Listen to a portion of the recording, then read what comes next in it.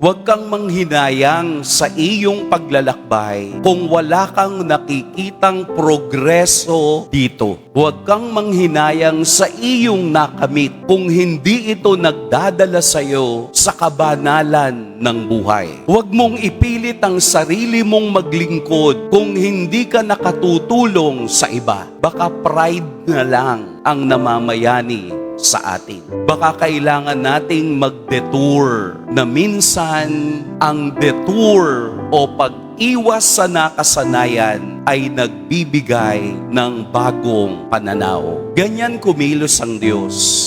Maganda ring maranasang magutom paminsan-minsan. Maganda ring maranasang wala kang pera paminsan-minsan. Maganda ring maranasang iniwanan ka ng iba paminsan-minsan. Dahil mayroong detour na itinuturo ang Diyos upang makita natin ang ating katatayuan sa buhay ng naglalakbay. Sana po kasama natin si Kristong bukas ang ating isip sa kaniyang presensya sa banal na Eucharistia. Amen. Pagpalain tayo ng poong may kapal.